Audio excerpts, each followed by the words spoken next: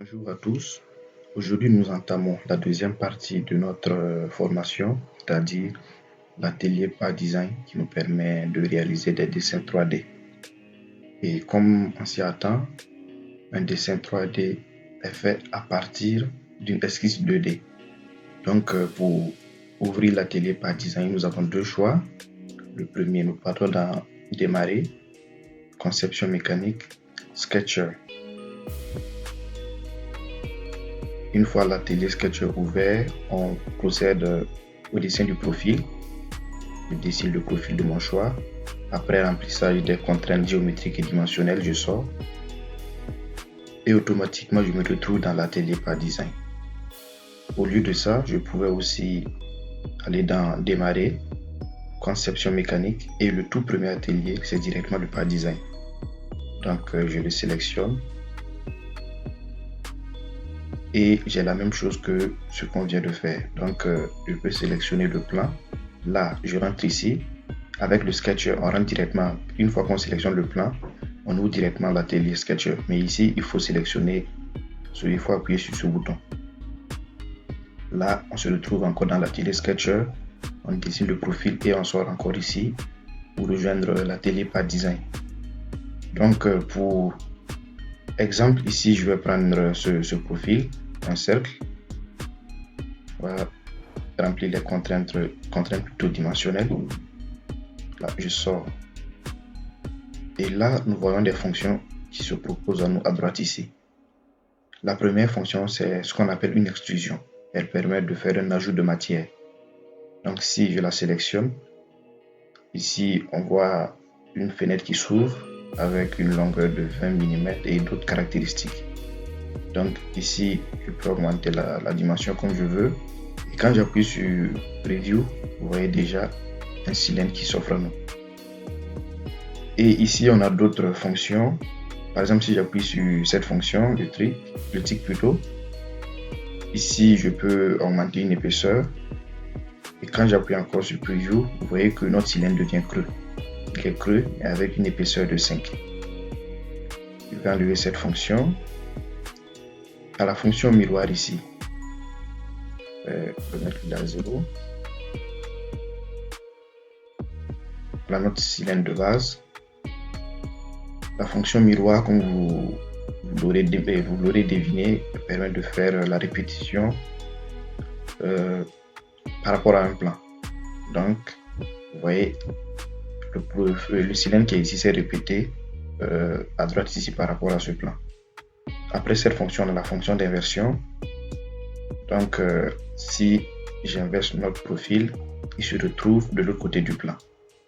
Donc, c'est un peu ce qu'on peut dire par rapport à cette fonction. Et quand je déballe cette famille, on voit deux autres fonctions. La deuxième, c'est un peu comme la première, sauf que l'ajout de matière ne se fait plus de manière linéaire. Qu'est-ce que ça veut dire? Quand je sélectionne cette fonction, je vais mettre une longueur de 200. On me demande de sélectionner une limite. Je vais sélectionner le plan. Et là, je vais mettre un angle de 15 degrés. Et quand j'appuie sur Prévoir, vous voyez, ce n'est plus linéaire, mais l'ajout de matière se fait suivant un certain angle de 15 degrés par rapport à la verticale. La dernière fonction de cette famille, c'est encore comme les deux premières, sauf qu'ici, c'est une exclusion multiple. Donc, qu'est-ce qu'on va faire? On va ajouter d'autres profils ici. Voilà, je vais ajouter deux, trois cercles.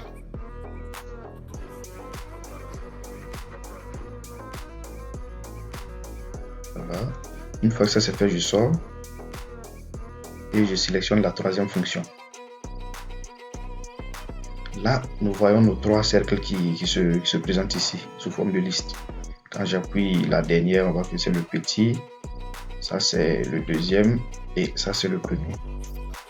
Donc, si par exemple, je veux faire des extrusions en escalier, je veux que le premier, le plus grand, ait une épaisseur de 10, je mets 10. Et dès que j'appuie sur Prévoir, nous voyons les 10 nous voyons l'épaisseur qui se dessine. Le deuxième, supposons que je veux qu'il soit de 10 mm au-dessus du premier. Si je mets 10, nous n'allons pas voir la différence. Pourquoi? Parce que les deux cercles sont sur le même plan. Donc si je veux qu'il soit au-dessus, je vais mettre les 10 pour qu'il soit d'abord au même niveau que lui-là et ajouter 10 supplémentaires. Donc voilà. Et preview, voilà comment ça se passe. Le dernier, je veux la même chose. Donc pour qu'il dépasse la suite de 10, il faut qu'il soit à une hauteur de 30. Voilà. Et voilà ce à quoi ça ressemble. Et une fois que c'est bon, on appuie sur OK. Ce que j'ai oublié de vous dire, c'est que la plupart des fonctions du Path Design sont complémentaires. Par exemple, ces deux familles sont complémentaires. Voilà, celles-là, elles permettent d'ajouter de la matière et celles-là, elles permettent de créer des cavités ou de creuser si vous voulez. Celle-là, elles permettent de faire une révolution. Celle-là, elles permettent de creuser en faisant une révolution. Elle-là, elle est unique. Elle ne complète aucune famille ici. Ces deux sont complémentaires. Elle aussi, elle est unique. Et ces deux dernières sont complémentaires. Et pour pouvoir creuser, bien sûr, il faut qu'il y ait déjà de la matière.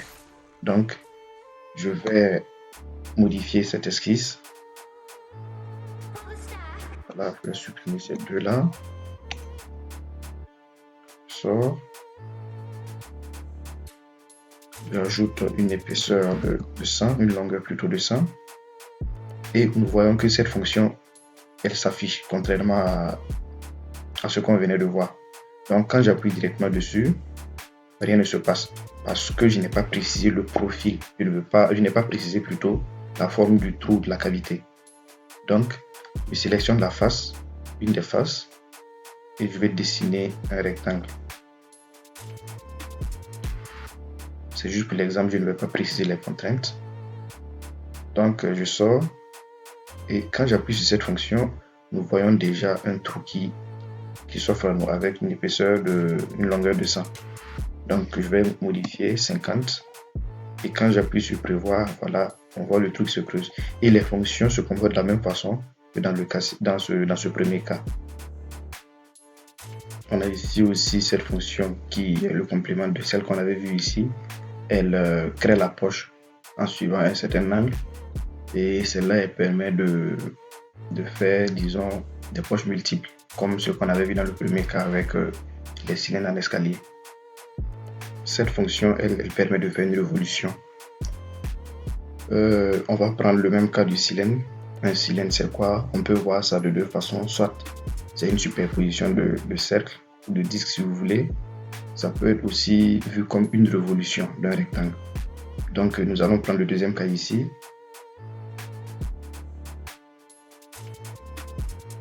Par design.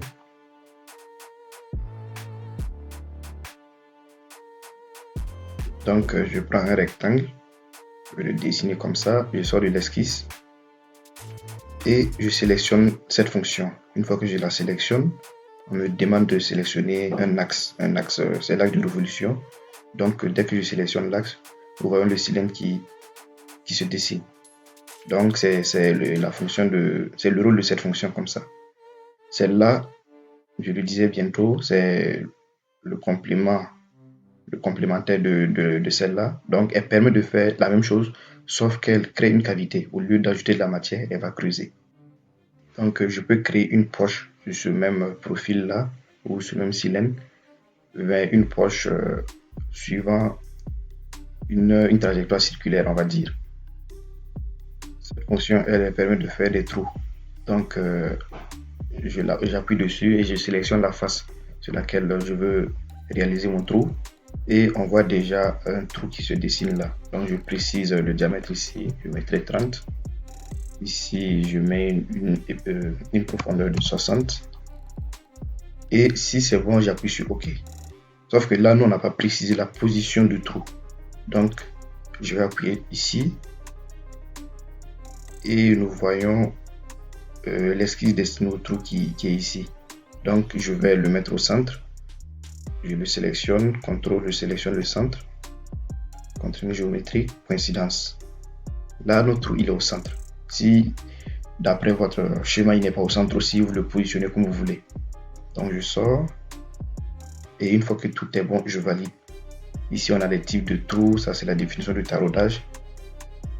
Et ça, c'est bon.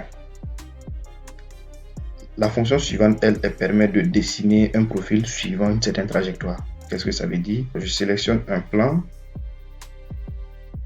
et je vais prendre cette fois-ci cette fonction. Voilà, ça c'est bon. Je vais positionner ce point par rapport au centre. Coïncidence. C'est bon. Là, je sors de l'esquisse et je prends un plan qui est perpendiculaire au plan qu'on vient d'utiliser. Donc, je vais prendre celui-là. Je vais dessiner un cercle au centre et je sors. Là, qu'est-ce que je fais? Je vais sélectionner la fonction.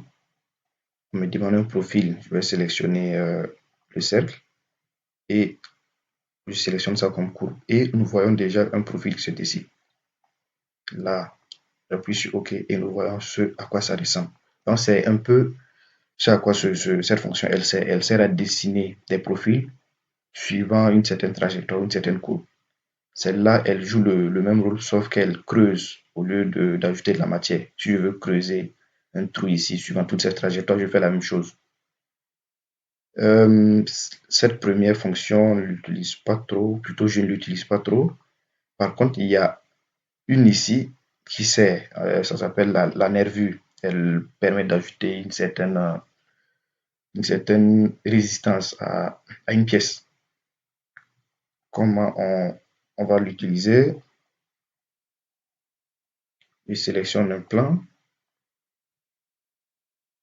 Je vais prendre un profil à L.